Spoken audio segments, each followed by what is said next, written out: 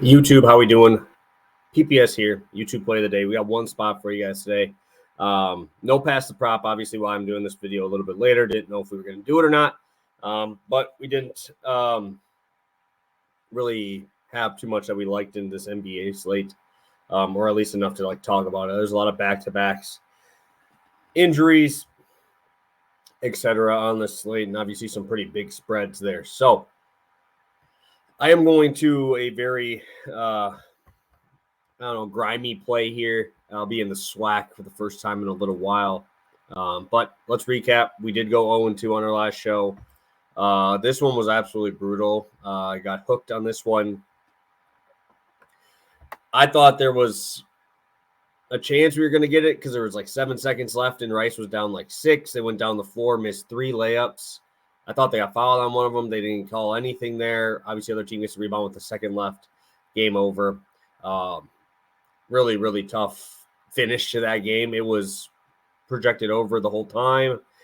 Slowed down towards the end, and Rice ended up giving up a little run there towards the end. Ended up getting within 5 or 6 points. I didn't even think they're going to foul. I thought they're just going to run away with it, but it is what it is. That's the regression that we're going to get from a lot of these games that have happened throughout these closer ones that we've lost. This one really had no chance from the beginning. Santa Clara just didn't drive. They just started chucking threes.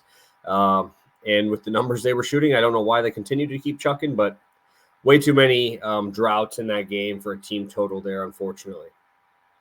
San Diego did play pretty well. I am going over to DraftKings today for our only play.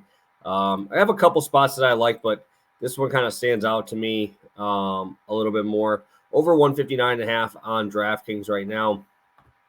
I know it's a high number, and both of these offenses are kind of brutal, right? They're both middle of the pack in the country. Prairie View towards the bottom, but both these defenses are very, very poor. We just talked about how bad Prairie View's offense is. 331 in the country. You go to Arkansas Pine Bluff, they are officially the worst defense in the country. Prairie View, 246 defensive efficiency.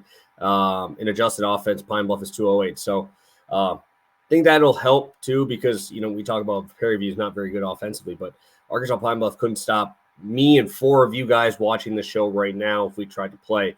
One thing that I really like about this game is obviously the pace, right? The pace is going to be probably one of the fastest paces we're going to see all year.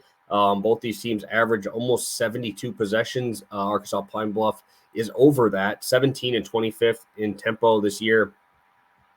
But also, these teams are so bad defensively, they foul more than any other teams I've seen combined in a long time. Prairie View allows 28 free throw attempts per game, guys. Let that sink in. They are second worst in the country at allowing 28 free throws per game. That is terrible. I really don't know what else to say on that one. That is really, really bad. Let's pull up Arkansas Pine Bluff. The thing is with them is they're not great shooters, but they do hit their free throws. They're a top 50 free throw shooting team. Yeah, Kyron Melton, 19 a game, 40% three-point shooter. Joe French, 40% free throw shooter. 92% for Martin, 87% for French, and 84% from Williams from the line. When you're facing a team like Prairie View, who is allowing this many free throw attempts, you're going to need that, right? Reason why I went with the full game versus second half. Our full game versus first half. Prairie View, 38.2 points per game in the second half of games so far this year.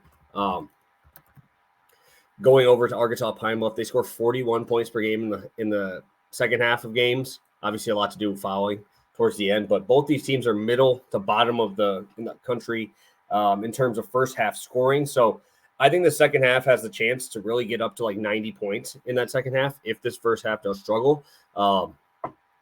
Which, with some of these shooters, I could see that having some slower runs in there. But what I do like is, say we have 6 or 7 empty possessions. That might only be a minute and a half in this game versus other games. That's like a 3-minute drop, right?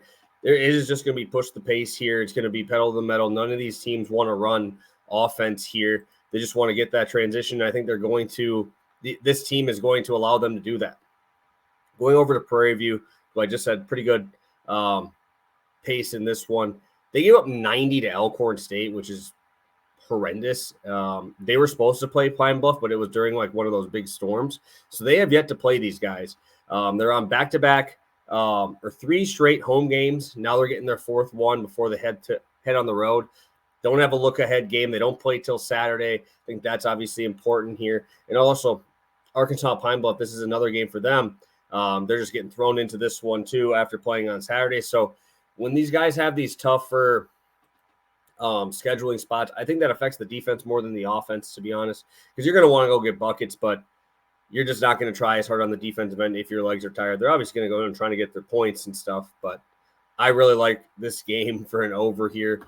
We talked about it when Arkansas Pine Bluff played just all these killers at the beginning of the season.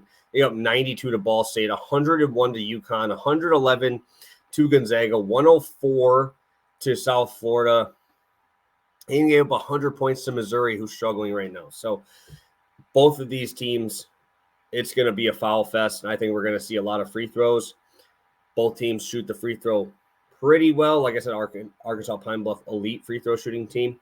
And I think this is going to be one of the worst high-scoring games to watch just because of how many fouls there probably will be. But I do expect this one to get up there with this tempo. So I'm going to roll Arkansas Pine Bluff, Prairie View A&M over 159.5 at -108. Thank you guys for tuning in. I know this one's a little bit more in the dirt, but obviously I'm going to be rolling with it today. We move on from in the college season. We are 41-27 now on the season, rolling into tonight. Excited for this one. So have a good one, guys. Best of luck, and I will see you guys tomorrow for a much, much better YouTube Play of the Day slate.